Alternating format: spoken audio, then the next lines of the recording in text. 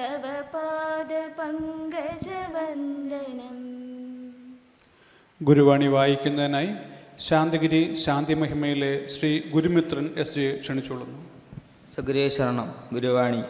വീട്ടുകാർ ഇത് എന്താണെന്ന് പ്രവർത്തിച്ചറിഞ്ഞെടുക്കണം. അതിനുവേണ്ടി നന്മ ചെയ്യണം. ഇല്ലെങ്കിൽ ഗൃഹസാസ്മികളുടെ കുടുംബം തന്നെ നശിച്ചു പോകും. ഈ കർമ്മത്തിന് നിങ്ങൾ വലിയവരാവണമെന്നില്ല. വലിമ ദൈവം തന്നുകൊള്ളും. ആ അറിവിൻ്റെ ഭാഗത്ത് നിങ്ങൾ പുണ്യം തേടുകയാണ്. ആ പുണ്യത്തിൻ്റെ അളവും തൂക്കവും എല്ലാം നിങ്ങളുടെ കൊച്ചുമക്കളിലേക്ക് വന്നു ചേരുകയാണ്. അപ്പോൾ ലോകത്തിൻ്റെ ആർജിതമായ പുണ്യങ്ങളെല്ലാം നിങ്ങളുടെ മക്കളിൽ കൂടി ലോകത്തിന് പകരുകയാണ്. ഇതാണ് സന്യാസി ദീക്ഷ എന്ന പേരിൽ ഇവിടെ നടക്കുന്ന വിഷയം. ഇത് ഗൃഹസാസിമികൾക്ക് വേണ്ടിയാണ്, സന്യാസിമാർക്കല്ല. ഇത് നിങ്ങൾ മനസ്സിലാക്കണം. സഗുരേ ശരണം. പ്രേംരാജ് കെ എം അവരുടെ സ്നേഹപൂർവ്വം ക്ഷണിച്ചുകൊള്ളുന്നു. സഗുരേ ശരണം. നമ്മുടെ എല്ലാമായ ഗുരുവെ പ്രാർത്ഥിച്ചുകൊണ്ട് അഭിവന്ദ്യ ശിഷ്യപൂജ എന്നിവ സ്മരിച്ചുകൊണ്ട് സർവാദരണീയരും സമാദരണീയരും ആദരണീയമായ സന്യാസിമാർ, പ്രിയ ആത്മബന്ധുക്കളെ, ഇവിടെ നമ്മോട് മുഖ്യപ്രഭാഷണം നടത്താൻ എത്തിച്ചേർന്നിരിക്കുന്ന സമാദരണീയ സ്വാമി ജനുഷ്ഠൻ ജ്ഞാനതപസി, ഹെഡ് കോർഡിനേഷൻ ശാന്തിഗിരി വിശ്വസംസ്കൃതി കലാരംഗം സ്വാമിയെ ഞാൻ ഗുരുനാമത്തിൽ ഈ സത്സംഗത്തിൻ്റെ പേരിലും സ്വാഗതം ചെയ്യുന്നു. ഡോക്ടർ ഉഷാകുമാരിയെ ഞാൻ ഗുരുനാമത്തിൽ സത്സംഗത്തിൻ്റെ പേരിൽ സ്വാഗതം ചെയ്യുന്നു. അടുത്തായി കൃതജ്ഞ അർപ്പിക്കാൻ ശ്രീമതി അമ്പിളി ശ്രീരാ ഇവിടെ എത്തിച്ചേർന്നിട്ടുണ്ട്. അസിസ്റ്റൻറ്റ് കൺവീനർ ശാന്തിരി മാതൃമണ്ഡലം ഗവേണിംഗ് കമ്മിറ്റി. ശ്രീമതി അമ്പിളി എന്ന ഗുരുനാമത്തിൽ ഞാൻ സ്വാഗതം ചെയ്യുന്നു. ഇവിടെ ഗുരുവാണി വായിച്ച ശ്രീ ഗുരുമിത്രൻ എസ് എ ഗുരുനാമത്തിൽ ഈ സംഘത്തിൻ്റെ പേരിൽ ഞാൻ സ്വാഗതം ആശംസിക്കുന്നു.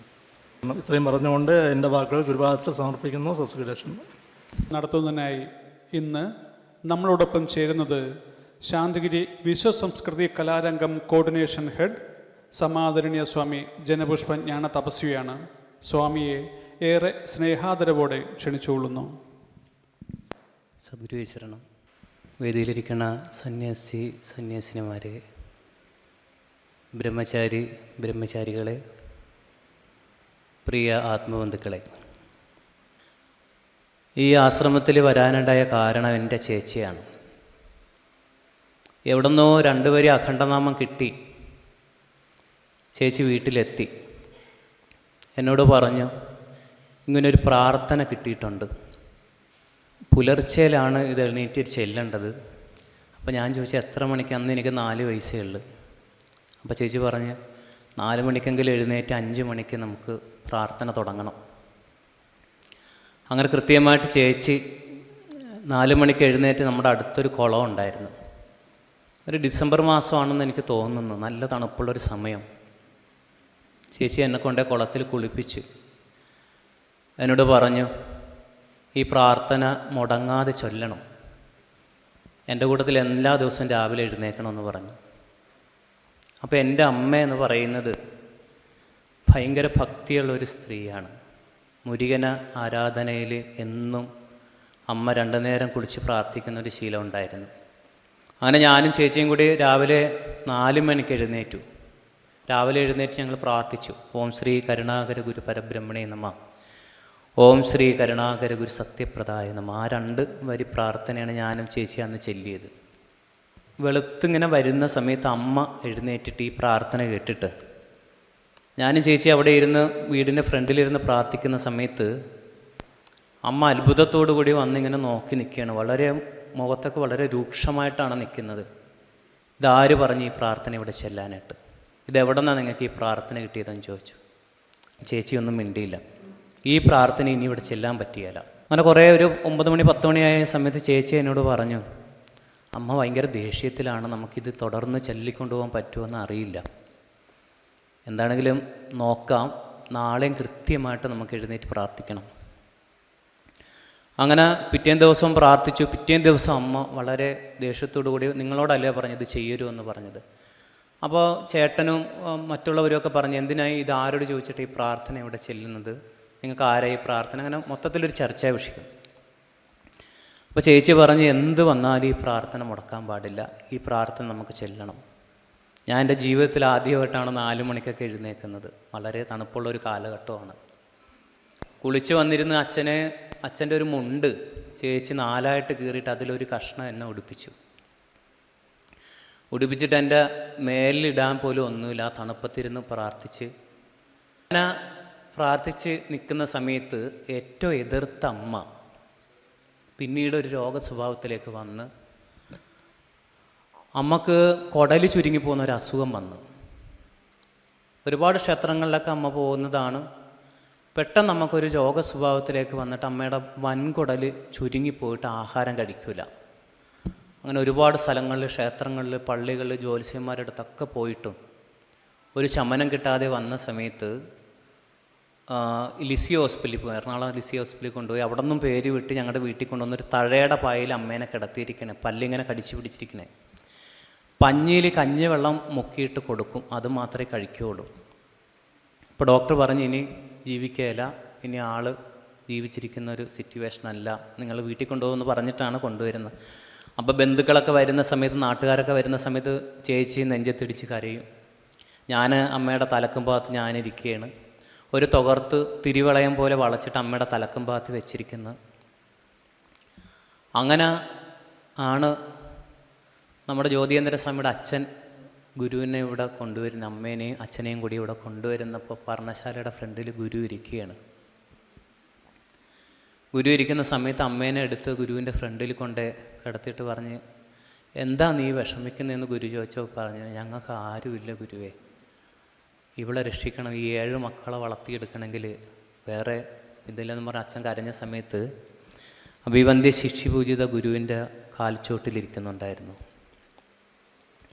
ഗുരു ചോദിച്ച് ഒന്ന് നോക്കിയിട്ട് പറയുമെന്ന് പറഞ്ഞു. അപ്പോൾ തന്നെ ശിഷ്യപൂജിത എഴുന്നേറ്റ് ഗുരുവിൻ്റെ പാദത്തിൽ നമസ്കരിച്ചിട്ട് ഗുരുവിൻ്റെ ചോട്ടിൽ തന്നെ ഇരുന്നിട്ട് സങ്കല്പം ചെയ്ത് നോക്കുന്ന സമയത്ത് മാറുന്നതായിട്ട് കാണുന്നു. അങ്ങനെ 41 ദിവസം ഇവിടുത്തെ പ്രാർത്ഥനയും സങ്കല്പങ്ങൾക്കൊടുവിൽ ഒരു ഡെഡ് ബോഡി കൊണ്ടുപോകും പോലെ കൊണ്ടുപോയ ആൾ വളരെ സൗന്ദര്യവതിയായിട്ട്, വളരെ ആരോഗ്യവതിയായിട്ട് തിരിച്ചു വരുന്ന സമയത്ത് ഞങ്ങളെല്ലാവരും കെട്ടിപ്പിടിച്ച് അമ്മനെ കരയുന്ന ഒരു രംഗം ഞാനിപ്പോൾ ഓർത്തുപോയി. അതിനുശേഷം എന്ന് പറയുന്ന അമ്മ ഭയങ്കരമായിട്ടുള്ള ശക്തമായിട്ടുള്ള ഗുരുവിനെ പ്രാർത്ഥിക്കുന്ന ഒരാളായിട്ട് മാറി. കാരണം അമ്മയുടെ ജീവൻ തിരിച്ചു കൊടുത്തത് ഗുരുവാണ്. ചേച്ചിക്ക് വരെ അമ്മയാണ് ഏറ്റെടുത്തത്.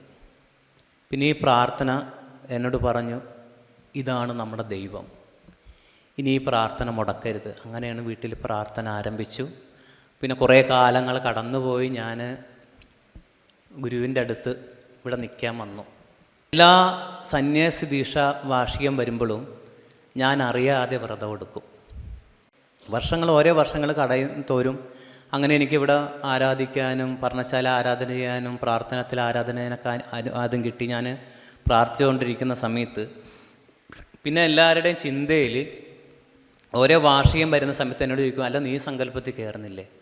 അപ്പോൾ ഞാൻ പറയും, ഗുരു ഒന്നും പറഞ്ഞില്ല, അത് നിൻ്റെ മനസ്സ് ശരിയല്ലാത്ത കൊണ്ടിട്ടാണ്, ഈ രണ്ടും കെട്ട മനസ്സിൽ നിന്നുകൊണ്ടിട്ടാണ് നിന്നെയും ഗുരു ഇതിലെടുക്കാത്തത്. അങ്ങനെ ഞാനിങ്ങനെ ഓരോ ദീക്ഷാവാർഷികം വരുന്ന സമയത്ത് ഈ സങ്കല്പങ്ങൾ നടക്കുന്ന സമയത്ത് അങ്ങനെ ഞാൻ ഒരു ദിവസം കയറി, ഗുരു ഈ റൂമിൽ ഗുരു ഇരിക്കുകയാണ്. ഞാൻ അവിടെ ചെന്നിട്ട് പറയും, ഗുരുവേ എനിക്ക് ഗുരുവിൻ്റേതായിട്ട് നിൽക്കണമെന്നൊരാഗ്രഹമുണ്ട്. അപ്പോൾ എന്നെ ഇങ്ങനെ നോക്കിയിട്ട് പരിപൂർണ സ്വാമിയോട് പറഞ്ഞു, ഇവനെന്തോ പറയുന്നു, അവനോടൊന്ന് സംസാരിക്കുമെന്ന് പറഞ്ഞു. അപ്പോൾ ഞാൻ ഗുരുവിനോട് വീണ്ടും പറഞ്ഞു, ഗുരുവേ എനിക്ക് ഗുരുവിൻ്റേതായിട്ട് നിൽക്കണമെന്നാണ് ഞാൻ പറഞ്ഞതെന്ന് പറഞ്ഞു. അപ്പോൾ ഗുരു പറഞ്ഞു, അങ്ങനെയാണെങ്കിൽ അന്ന് നമ്മുടെ പ്രമോദ്, കോഴിക്കോടുള്ള പ്രമോദും കൂടിയുണ്ട്, പ്രമോദും അടുത്ത് നിൽക്കുന്നതാണ്. അപ്പോൾ ഗുരു പറഞ്ഞു, ഇവരോട് 2 പേരോടും സംസാരിച്ചിട്ട് ഇവരെ കൊണ്ടൊരു തീർപ്പിടിപ്പിച്ചിട്ട് വാന്ന് പറഞ്ഞു. അങ്ങനെ അപ്പോൾ ഞാൻ വളരെ സന്തോഷമായി. കാരണം ഗുരുവിൻ്റെ അടുത്ത് പറഞ്ഞ് ഗുരു അങ്ങനെ നിൽക്കുന്ന സമയത്ത് ഇവിടെ സഹകരണമന്ദിരത്തിൻ്റെ ബാക്കിലൊരു റൂമുണ്ട്, അവിടെ പോയി പരിപൂർണ സ്വാമീനെ വെയിറ്റ് ചെയ്ത് നിൽക്കണേ. അപ്പോൾ പ്രമോദ് എന്നോട് വരാമെന്ന് പറഞ്ഞു. അവൻ ആ സമയത്ത് മുങ്ങിക്കളഞ്ഞു. അപ്പോൾ പരിപൂർണ സ്വാമി വന്നപ്പോൾ ഞാൻ മാത്രമേ ഉള്ളൂ. അവനെന്തേ, പ്രമോദ് എന്തേ? ഞാൻ പറഞ്ഞു, പ്രമോദിനെ കണ്ടില്ല. ഇതൊക്കെയാണ് പ്രശ്നങ്ങൾ, നിങ്ങൾക്ക് ഇങ്ങനെയൊക്കെ ഒരു കാര്യമുണ്ട്, ഇപ്പം തോന്നുന്നു ഒന്ന് ഇതാക്കണമെന്ന് തോന്നുന്നു. അങ്ങനെ സ്വാമി വളരെ എന്നോട് എന്നെ ഇത് ഗുരുവിൻ്റെ അടുത്ത് എനിക്ക് പോയി പറയാൻ പറ്റത്തില്ല, രണ്ടുപേരോടും കൂടി സംസാരിക്കണമെന്നല്ലേ പറഞ്ഞെന്ന് പറഞ്ഞു.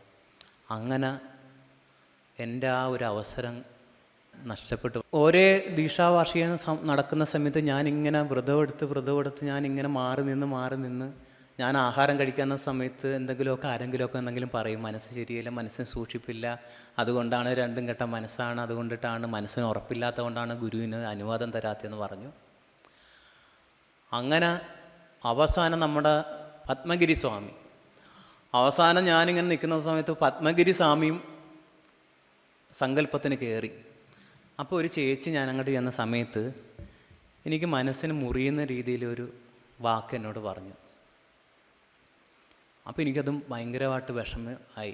അന്ന് ഞാൻ 9-ൻ്റെ ആരാധന ചെയ്യാനായിട്ട് സന്യാസിമാരിങ്ങനെ ചുറ്റി പ്രാർത്ഥിക്കുന്ന സമയത്ത് ഞാൻ 9-ൻ്റെ ആരാധന ചെയ്യാനായിട്ട് അവിടെ വന്ന് നിൽക്കുന്ന സമയത്ത് 9-ൻ്റെ ആരാധന കഴിഞ്ഞപ്പോൾ എൻ്റെ മനസ്സിലിങ്ങനെ ഭയങ്കര ഒരു വിങ്ങൽ പോലെ വന്ന്, ഇത്രയും വർഷമായി ഞാനിവിടെ വന്ന് നിന്നിട്ട് എനിക്കൊരു ജീവിതം ആയില്ലല്ലോ, ഗുരു ഒന്നും പറഞ്ഞില്ലല്ലോ. ഞാനിങ്ങനെ വിഷമിച്ച് 9-ൻ്റെ ആരാധന കഴിഞ്ഞ് ഞാൻ പൂജാമുറി അടച്ച് ഞാൻ തട്ടോല അവിടെ വെച്ചിട്ട് ഞാൻ ആ പ്രതിഷ്ഠയിൽ നോക്കി. അപ്പോൾ എന്നോട് പറഞ്ഞിട്ടുണ്ട്, പ്രതിഷ്ഠയിൽ പോയിട്ട് പൂജാമുറി പോയിട്ട് നമ്മുടെ ആയിട്ടുള്ള ഒരു പേഴ്സണലായിട്ടുള്ള സങ്കല്പങ്ങൾ ചെയ്തും എന്ത് സങ്കല്പം ചെയ്തോടോ അത് ലോകത്തോടുള്ള കർമ്മമായി മാറും. അതുകൊണ്ട് നമ്മൾ നമ്മുടെ പേഴ്സണലായിട്ടുള്ള ഒരു കാര്യങ്ങളും പറയരുത്. നമുക്ക് ആർക്കെങ്കിലും രോഗമുണ്ടെങ്കിൽ ആർക്കെങ്കിലും പ്രത്യേകമായിട്ടൊരു സങ്കല്പം ചെയ്യണമെങ്കിൽ അങ്ങനെയൊക്കെ മാത്രം ചെയ്താൽ മതി, അല്ലാതെ അതിൻ്റെ അകത്ത് കയറിയിട്ട് നമ്മൾ ഒരു പ്രത്യേക സങ്കല്പം ചേരുമെന്ന് പറഞ്ഞു. അതുകൊണ്ട് ഞാൻ അങ്ങനെ സങ്കല്പമൊന്നും ചെയ്യാറില്ല. ഞാനങ്ങനെ ഗുരു പറഞ്ഞു തന്ന സങ്കല്പം ചെയ്യും. അതിൻ്റെ അകത്ത് അന്ന് 9-ൻ്റെ ആരാധന ഞാൻ ആ പൂജാമുറി അടച്ചിട്ട് ഞാൻ അവിടെ നിന്നിട്ട് ഞാൻ പ്രതിഷ്ഠയിൽ നോക്കിയിട്ട് ഞാൻ കരഞ്ഞിട്ട് ഞാൻ പറഞ്ഞു, ദൈവമേ ഗുരുവേ, ഞാൻ ഇത്ര നാളായിട്ട് ഞാനിവിടെ നിന്നിട്ട് എനിക്കൊരു ജീവിതം ഉണ്ടായില്ല എന്ന് പറഞ്ഞ് ഞാൻ അങ്ങോട്ട് കരഞ്ഞു പോയി. അവിടെ നിന്നിട്ട് കരഞ്ഞിട്ട് എനിക്ക് കരച്ചിലിങ്ങോട്ട് സഹിക്കാൻ പറ്റാത്ത രീതിയിലുള്ള കരച്ചിൽ. ഞാൻ കുറേ നേരം കരഞ്ഞ് അവിടെ ഇരുന്ന് ഗുരുവിനോട് പറഞ്ഞു, എനിക്കൊരു ജീവിതം തന്നില്ലല്ലോ, എനിക്ക് എന്താണ് എൻ്റെ ജീവിതമെന്ന് എനിക്കറിയില്ല, എനിക്ക് അവിടെ നിന്ന് ഒന്നും തന്നില്ല എന്ന് പറഞ്ഞ് ഇങ്ങനെ കരഞ്ഞ്. പിന്നെ ഞാൻ അവിടെ നിന്ന് പൂജാമുറിയിൽ നിന്ന് ഇങ്ങോട്ട് പോന്ന് കുറേ ദിവസം കഴിഞ്ഞ് ഞാനും ജനസമ്മത സ്വാമിയും കൂടി ഇവിടെ ആ കെട്ടിടത്തിൻ്റെ മേളിൽ നിൽക്കുന്ന സമയത്താണ് കുറച്ച് കഴിഞ്ഞപ്പോൾ കുറേ കഴിഞ്ഞ് ഇവിടെ ശിഷ്യപൂജിത ഇവിടെ ഇരിക്കുന്നു, സന്യാസിമാരും കുറേ ബ്രഹ്മചാരികളൊക്കെ ഇങ്ങനെ കൂട്ടം നിൽക്കുന്നു. അപ്പോൾ ഞങ്ങൾ അവിടെ നിന്നിട്ട് പറഞ്ഞു, എന്തോ ഒരു പ്രശ്നമുണ്ട്, ജന്നി എല്ലാവരെയും വിളിച്ചിട്ടുണ്ട്, എന്താണെന്ന് അറിയില്ലോ, നമുക്കൊന്ന് അവിടെ പോയി നിന്ന് ഒന്ന് വീക്ഷിക്കാമെന്ന് പറഞ്ഞ് ഞാനും ജനസമ്മത സ്വാമിയും കൂടി ഇങ്ങോട്ട് വന്ന സമയത്ത് ജന്നി സംസാരിക്കുന്നു. ഞങ്ങൾ അവിടെ നിന്ന് ഗുരുസ്വാമി കയ്യോരി വിളിക്കുന്നു, ഞാനും ജനസമ്മത സ്വാമി ഇവിടെ വന്ന സമയത്ത് ശിഷ്യപൂജിത ഇവിടെ നിന്ന് എഴുന്നേറ്റ് ആ ആർച്ചിൻ്റെ അവിടെ എത്തി. അപ്പം ഞങ്ങൾ ഓടി അങ്ങോട്ട് ചെന്നപ്പോൾ പറഞ്ഞു, ജനസമ്മതൻ്റെയും മാണിക്കൻ്റെയും കാര്യം ഗുരു പറഞ്ഞിട്ടുണ്ട്, നിങ്ങൾ അവരോട് സംസാരിക്കുമെന്ന് പറഞ്ഞു. അങ്ങനെ ഞങ്ങളിവിടെ വന്നപ്പോൾ പറഞ്ഞ്, നിങ്ങൾക്ക് വസ്ത്രം തരാനാണ് ഗുരു അറിയിച്ചേക്കണമെന്ന്. അപ്പം നമ്മൾ പരസ്പരം അങ്ങോട്ടും ഇങ്ങോട്ടും നോക്കി. അപ്പം ഞങ്ങളോർത്ത് ബ്രഹ്മചാരിയായിട്ട് നിൽക്കാനായിട്ടുള്ള വസ്ത്രമാണ് എന്ന് പറഞ്ഞ് ഞങ്ങൾ ഇരിക്കുകയാണ്. അങ്ങനെ ഞങ്ങൾ ഇവിടെ നിന്ന് പോയി സ്വാമി പറഞ്ഞ് അച്ഛനും അമ്മേനെയൊക്കെ വിളിക്കാൻ പറയാം. അങ്ങനെ അച്ഛനും അമ്മയൊക്കെ വന്ന് വിളിക്കാൻ പറയാം. ഞങ്ങൾ പോയി വിളിച്ചു. അന്ന് രാത്രി വിദ്യാഭവൻ്റെ ഗ്രൗണ്ടിൽ വെച്ചിട്ട് മീറ്റിംഗ് നടക്കുന്ന സമയത്താണ് ഞങ്ങൾക്ക് വസ്ത്രദീക്ഷ മഞ്ഞ വസ്ത്രം തരാനായിട്ട് വേണ്ടിയിട്ടാണ്. വസ്ത്രദീക്ഷ നടക്കുന്ന സമയത്ത് എനിക്ക് ഭയങ്കരമായിട്ട് ഇങ്ങനെ ടെൻഷനുണ്ട്. കാരണം ഇത് ജീവിത അന്ത്യം വരെ കൊണ്ട് എത്തിക്കണ്ടേ, ഗുരുവിൻ്റെ ഈ പ്രകാശമുള്ള വസ്ത്രം അതൊരു തെറ്റുകൂടാതെ കൊണ്ട് എത്തിക്കണ്ടേ എന്നുള്ള ചിന്തയാണ് എനിക്ക്. അങ്ങനെ വസ്ത്രദീക്ഷ തന്ന് ശിഷ്യപൂജിത തന്ന് ഞങ്ങൾക്ക് വസ്ത്രം തന്ന് നാമകരണവും തന്നിട്ട് ഞങ്ങൾ ധ്യാനമഠത്തിൽ ഞങ്ങൾ ഈ വസ്ത്രം മാറാൻ വേണ്ടി പോവുകയാണ്. അവിടെ പോയി ഞങ്ങൾ വസ്ത്രം മാറിക്കൊണ്ടിരിക്കുന്ന സമയത്ത് ഞാൻ ഈ വസ്ത്രം എടുത്ത സമയത്ത് ഭയങ്കരമായിട്ടൊരു പ്രകാശം ഇങ്ങനെ മനസ്സിലേക്ക് വന്നിട്ട് ഞാൻ ഈ വെള്ള വസ്ത്രം ഊരി അവിടെ വെക്കുന്ന സമയത്ത് ഞാൻ വേറൊരാളായിട്ട് മാറുകയാണ്. അതുവരെ ഉണ്ടായ എൻ്റെ ശരീരവും എൻ്റെ ചിന്താഗതികൾക്കും എൻ്റെ എല്ലാ മാനസിക നിലകൾക്കുള്ള ഈ വെള്ള വസ്ത്രം അഴിച്ച് അപ്പുറത്തെ ഊരി വെച്ചിട്ട് ഇത് എടുത്ത് അണിഞ്ഞ സമയത്ത് ഞാൻ വേറൊരാളായിട്ട് മാറുകയാണ്. എന്തോ ഒരു ഞാൻ അവിടെ നിന്ന് വന്ന് ഗുരുവിൻ്റെ അടുത്ത് വന്ന് നമസ്കരിച്ചു. ആ ദീക്ഷാവാർഷികമൊക്കെ കഴിഞ്ഞു. ഞാനിങ്ങനെ അപ്പോൾ ഈ വസ്ത്രം അണിഞ്ഞപ്പം മുതൽ എനിക്ക് ഭയങ്കരമായിട്ട് താങ്ങാൻ പറ്റാത്തൊരു സിറ്റുവേഷൻ ഉണ്ടാവുകയാണ്. അപ്പോൾ എല്ലാവരും വസ്ത്രദീക്ഷ കഴിഞ്ഞ് പിറ്റേ ദിവസം എല്ലാവരും പൂവിടാൻ പോകുന്നു, ശിഷ്യപൂജിതനെ കാണാൻ വേണ്ടി അങ്ങോട്ടും ഇങ്ങോട്ടൊക്കെ ഓടി പോകുന്നു. അപ്പോൾ എനിക്ക് ഭയങ്കരമായിട്ടുള്ളൊരു ബുദ്ധിമുട്ട് എനിക്ക് അനുഭവപ്പെടുന്നുണ്ട്. എനിക്കൊരു ക്ഷീണമൊക്കെ അനുഭവപ്പെടുന്നുണ്ട്. അപ്പോൾ ഞാനങ്ങനെ ഈ ശിഷ്യപൂജിതയുടെ റൂമിൽ കയറി, ഞങ്ങളെല്ലാവരും കൂടി കയറി. അവിടെ ചുറ്റും നിൽക്കുന്ന ശിഷ്യപൂജിത എല്ലാവർക്കും ഭസ്മം തരികയാണ്. ഞാനും മേടിച്ചു, ഭസ്മം മേടിച്ചു. ഞാൻ എല്ലാവരും റൂമിൻ്റെ അവിടെ നിന്ന് വെളിയിൽ ഇറങ്ങുന്ന സമയത്ത് ശിഷ്യപൂജിത കൊച്ചവിടെ നിൽക്കുമെന്ന് പറഞ്ഞു. എന്നോട് ചോദിച്ചു, താങ്ങുന്നില്ലല്ലേ എന്ന് ചോദിച്ചു. അപ്പം ഞാൻ പറഞ്ഞ്, താങ്ങുന്നില്ല ഗുരുവേ എനിക്കെന്ന് പറഞ്ഞു. അപ്പോൾ കുറേ നേരം എൻ്റെ മുഖത്തോട്ട് നോക്കി, എന്ത് തോന്നുന്നെന്ന് ചോദിച്ച്.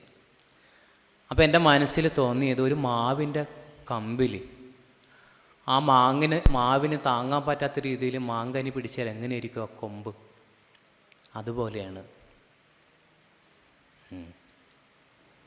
ഈ സൈഡിലേക്ക് ഇരിക്കുമെന്ന് പറഞ്ഞു.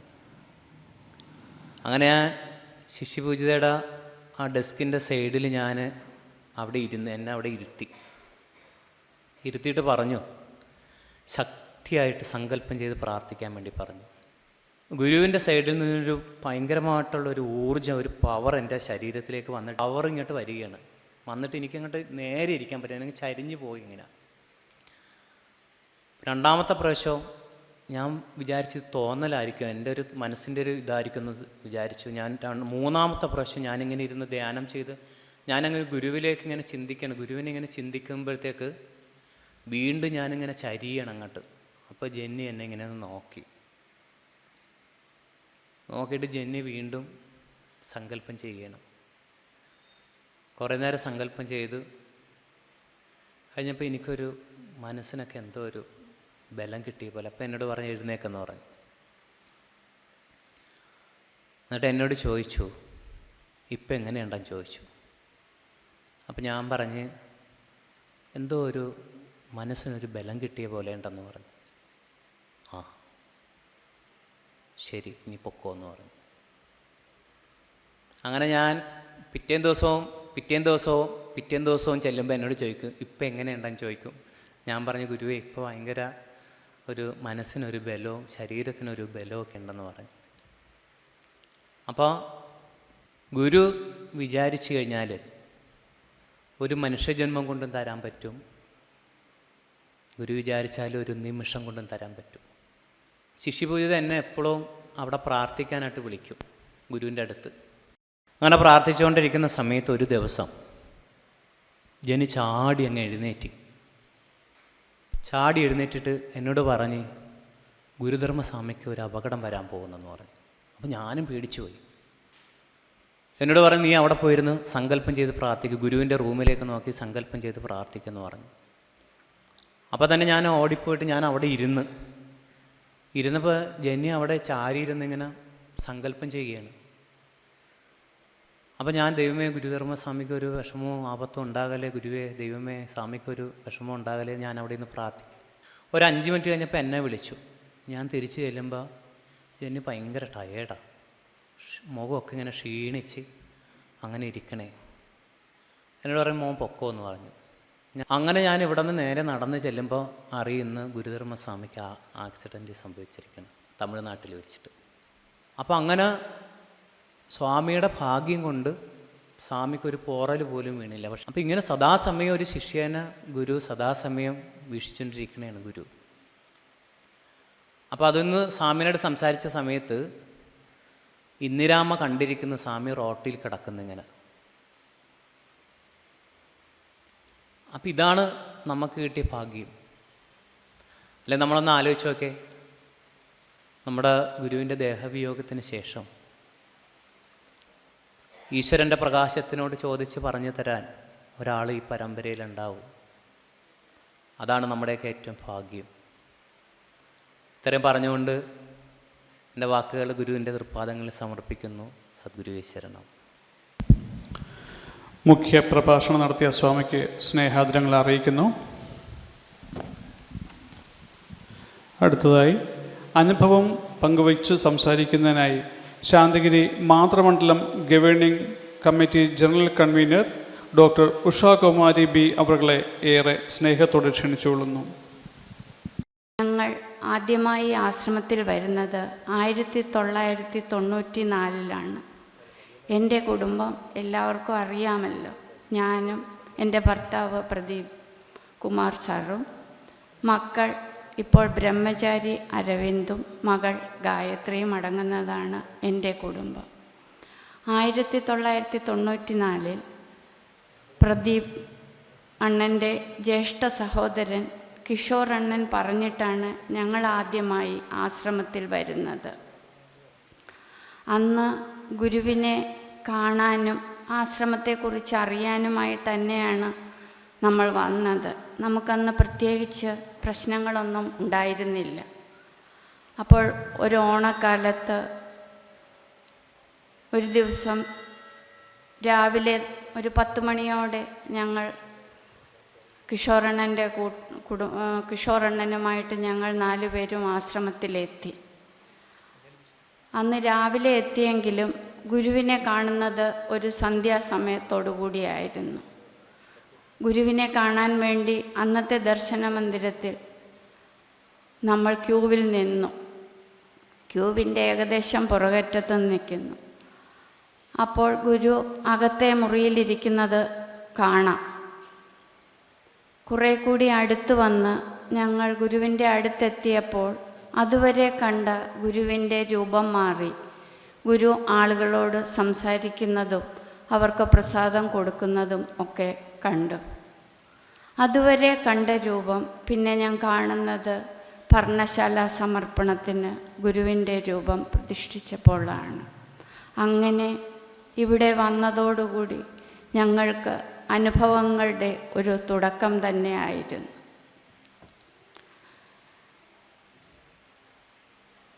എൻ്റെ വീട്ടിൽ നിന്നും എൻ്റെ സഹോദരൻ ഷാജി മാത്രമാണ് ഇതറിഞ്ഞ് ഞങ്ങളുടെ ഒപ്പം ആശ്രമത്തിൽ വന്നുകൊണ്ടിരുന്നത്. എൻ്റെ അച്ഛൻ ഭാസ്കരൻ ഇപ്പോൾ 3 വർഷം മുമ്പ് ദേഹവിയോഗം സംഭവിച്ചു.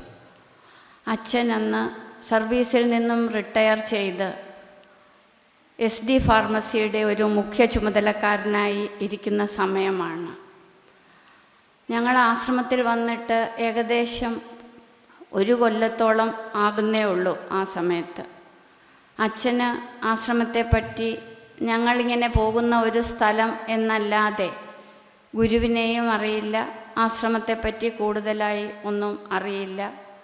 അങ്ങനെ ഒരു സാഹചര്യത്തിലാണ്. ആ സമയത്ത് അച്ഛന് പെട്ടെന്നൊരു മൂത്രാശയ സംബന്ധമായ ഒരു രോഗം വന്നു. മൂത്രം പോകാൻ തടസ്സം. അപ്പോൾ അത് അച്ഛൻ തിരുവനന്തപുരത്ത് വന്ന് ഡോക്ടർമാരെയൊക്കെ കാണിച്ച് വിദഗ്ധ ഡോക്ടർമാരുടെ അഭിപ്രായത്തിൽ ഉടനെ തന്നെ ഒരു സർജറി വേണമെന്നും പറഞ്ഞു. അങ്ങനെ അച്ഛനെ ജിജി ഹോസ്പിറ്റലിൽ അഡ്മിറ്റാക്കുന്നു. അപ്പം ഞങ്ങൾ എറണാകുളത്തായതുകൊണ്ട് വിളിച്ചു പറഞ്ഞു. ഞാൻ അടുത്ത ദിവസം രാവിലെ തന്നെ അവിടുന്ന് തിരിച്ചു.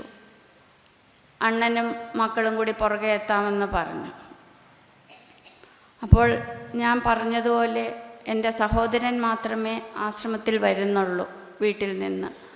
എന്നാലും അണ്ണൻ പറഞ്ഞതനുസരിച്ച് ഷാജിയോട് അണ്ണൻ പറഞ്ഞു, പോയി ഗുരുവിൻ്റെ അടുത്ത് ഈ വിവരം ഒന്ന് അറിയിക്കണമെന്ന്.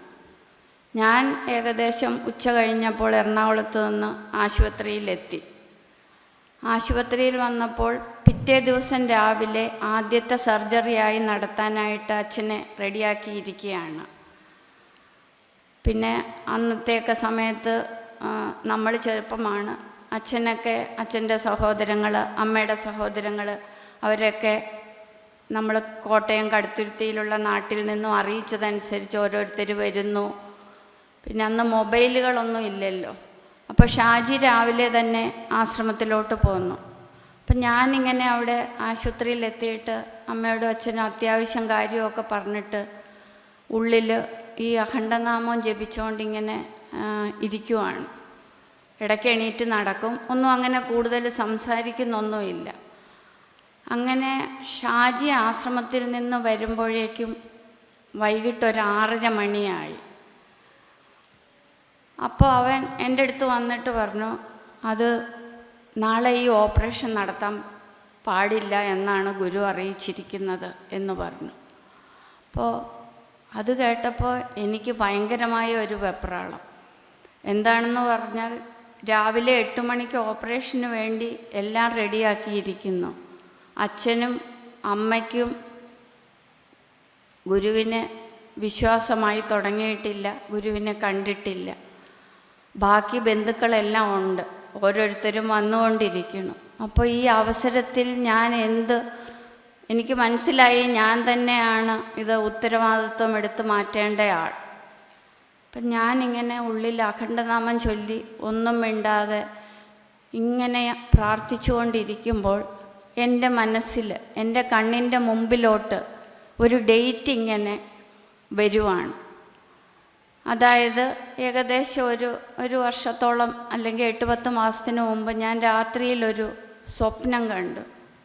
ആ സ്വപ്നം എന്ന് പറഞ്ഞാൽ അച്ഛൻ മരണശയ്യയിൽ കിടക്കുന്ന സ്വപ്നമാണ്.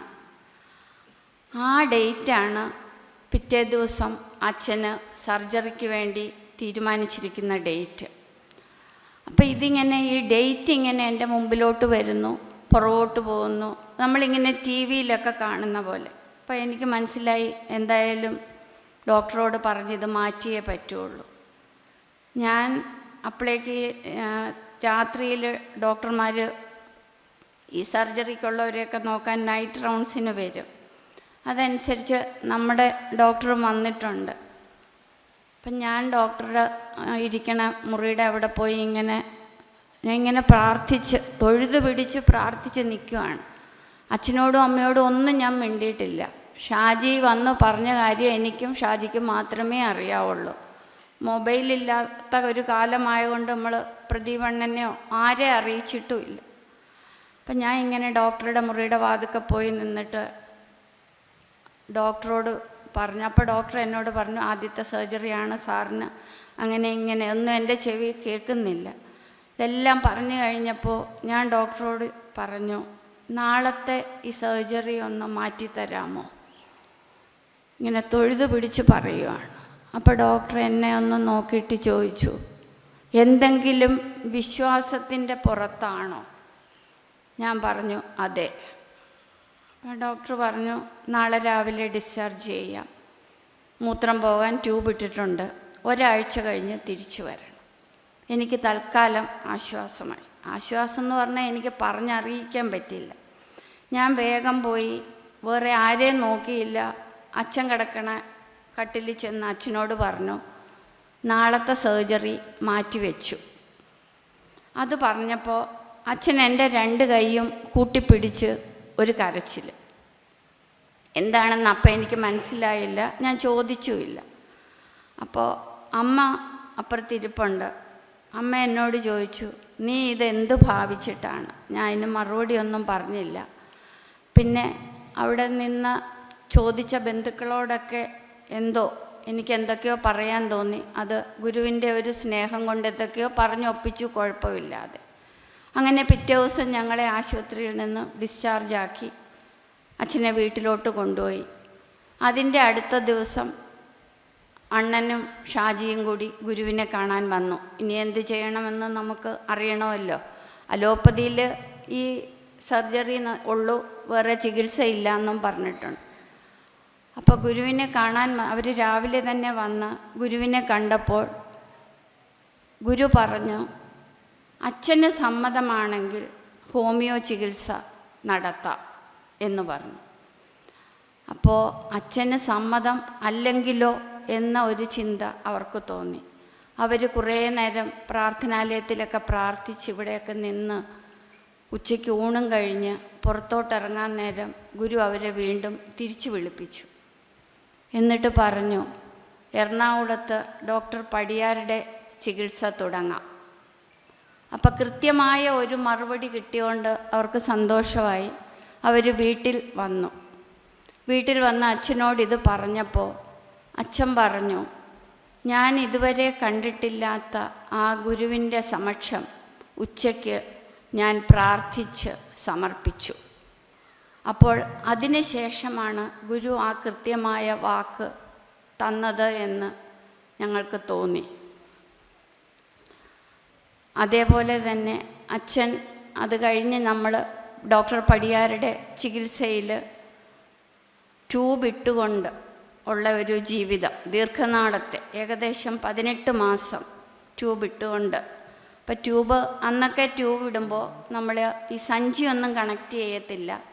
ട്യൂബ് ഇട്ടിട്ട് ആവശ്യമുള്ളപ്പോൾ, മൂത്രം ഒഴിക്കാൻ ആവശ്യമുള്ളപ്പോൾ മാത്രം ട്യൂബിൻ്റെ അടപ്പ് മാറ്റും. അപ്പം അച്ഛനെ കണ്ടാൽ വേറെ കുഴപ്പമൊന്നും തോന്നത്തില്ല, അച്ഛന് വേറെ കുഴപ്പവും ഇല്ല. അങ്ങനെ വന്ന് ഗുരുവിനെ കണ്ട് അച്ഛനും അമ്മയും വന്ന് അവർ ഈ 18 മാസവും ഇടയ്ക്കിടയ്ക്ക് ആശ്രമത്തിൽ വരും, പ്രാർത്ഥിക്കും, ഗുരുവിനെ കാണും. അങ്ങനെയുള്ള ഒരു രീതിയിൽ പോയിക്കൊണ്ടിരുന്നു. അത് കഴിഞ്ഞ് ഏകദേശം 18 മാസമായപ്പോൾ ഗുരുവിൻ്റെ പാലക്കാട് യാത്ര വന്നു. അപ്പോൾ ഞാനും എൻ്റെ കുടുംബവും ആ യാത്രയിൽ പങ്കെടുത്തായിരുന്നു. അന്ന് പാലക്കാട് ആശ്രമത്തിൽ ആ തിരക്കിനിടയിൽ വെച്ച് ഗുരു ഞങ്ങളെ വിളിപ്പിച്ചിട്ട് പറഞ്ഞു, ഇനി അച്ഛന് സർജറി ചെയ്യാം. അങ്ങനെ ആ സർജറിയും ചെയ്ത് ആ രോഗത്തിൽ നിന്ന് നമ്മൾക്ക് മുക്തിയും കിട്ടി. അപ്പോൾ അച്ഛൻ പിന്നീട് പറഞ്ഞത്, അച്ഛന് ആ സമയം വരെ ആയുസുള്ളൂ എന്നത് അച്ഛൻ പല ജ്യോത്സ്യന്മാരുടെയും അടുത്തുനിന്ന് പോയി നോക്കി ഉറപ്പിച്ച കാര്യമാണ്. അപ്പോൾ ഗുരു നമ്മളോട് ആ സർജറി ചെയ്യരുത് എന്ന് പറഞ്ഞ് പിന്നീട് നമുക്ക് മനസ്സിലായത്, അനസ്തീഷ്യ കൊടുത്ത് മയക്കിക്കഴിഞ്ഞാൽ അതിൽ നിന്നും, ആ മയക്കത്തിൽ നിന്നും തിരിച്ചു വരാൻ പ്രയാസമായിരിക്കും എന്നുള്ള രീതിയിൽ നമുക്കത് പിന്നീട് ഗുരുമുഖത്ത് നിന്നും മനസ്സിലായി.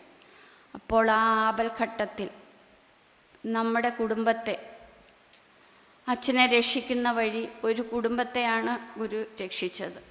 പിന്നീട് നീണ്ട 27 വർഷം അച്ഛൻ ഗുരുവിനെ പ്രാർത്ഥിച്ച് ജീവിച്ചു.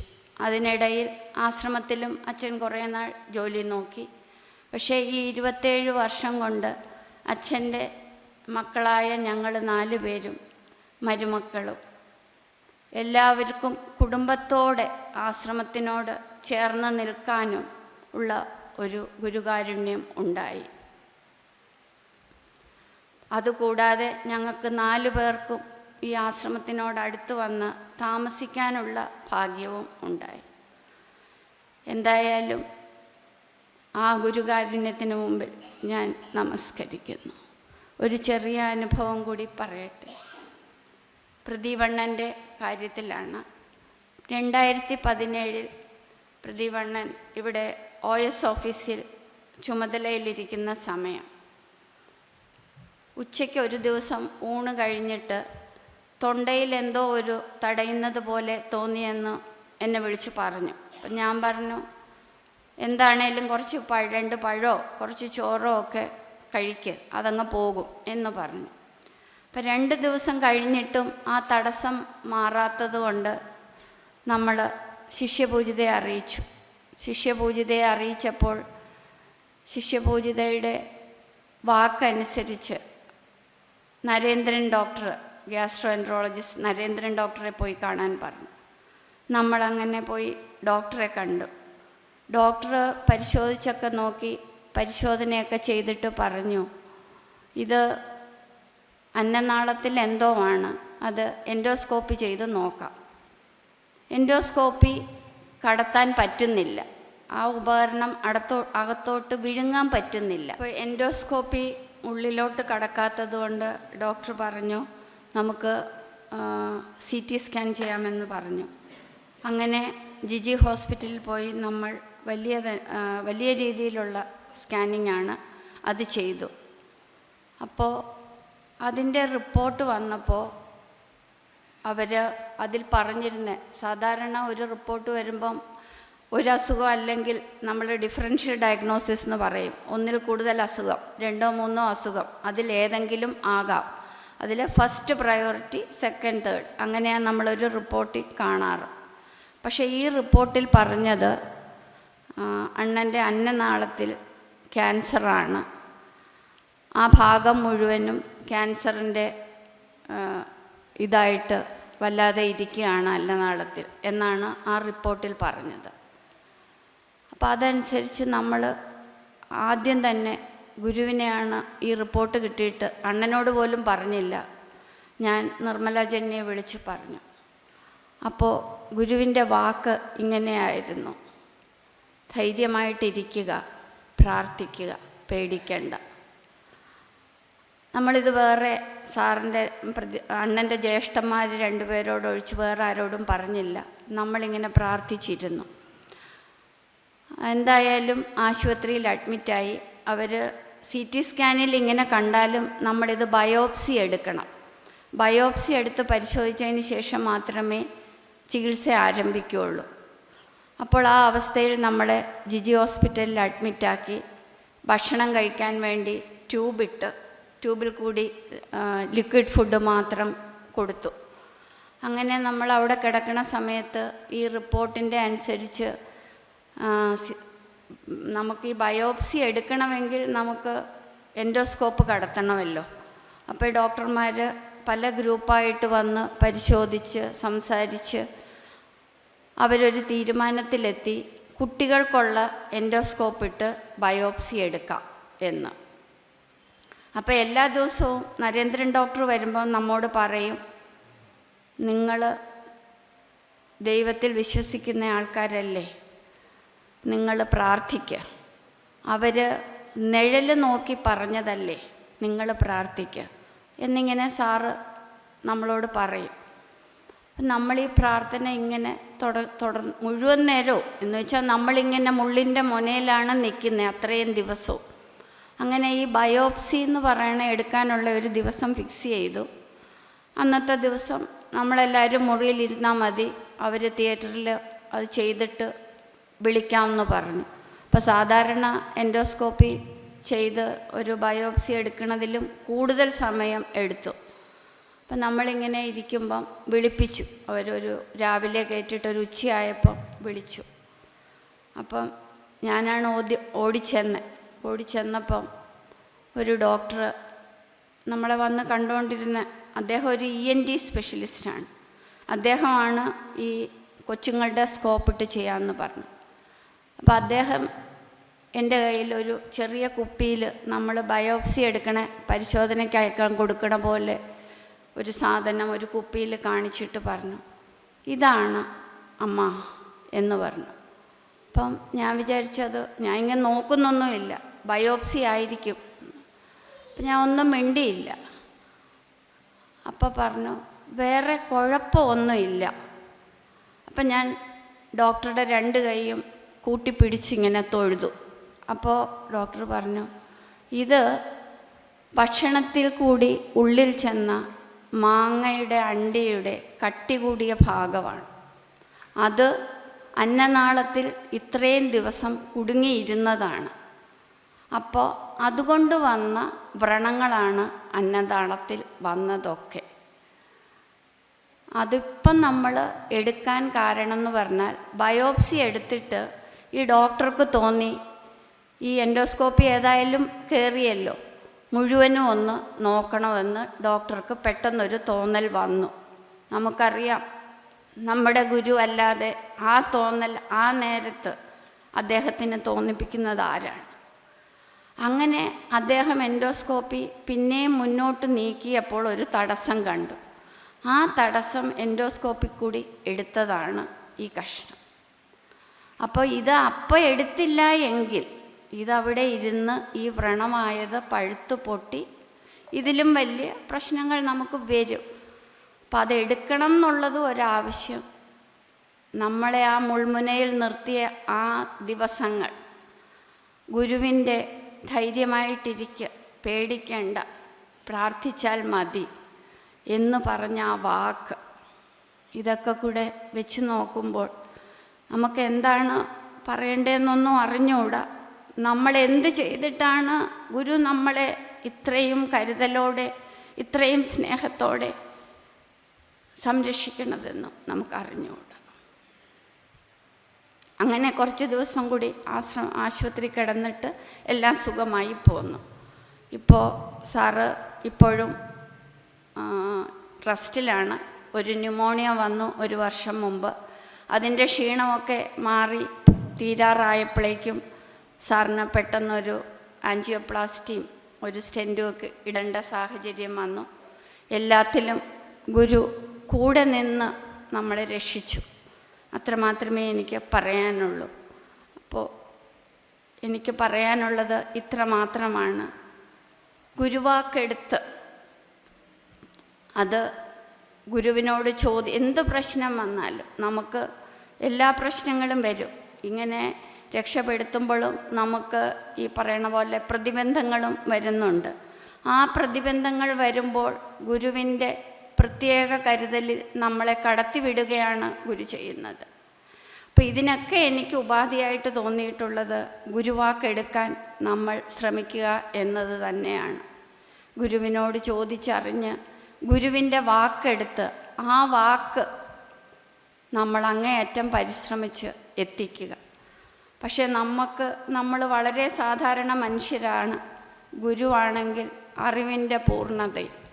അപ്പോൾ നമുക്ക് അങ്ങനെയുള്ള ഗുരുവിൻ്റെ വാക്കെടുക്കുമ്പോൾ നമുക്കതെത്തിക്കാൻ വേണ്ടി, ചെയ്തെടുക്കാൻ വേണ്ടി ഗുരുവിനെ കൂടെ നിർത്തിയാലേ പറ്റുള്ളൂ.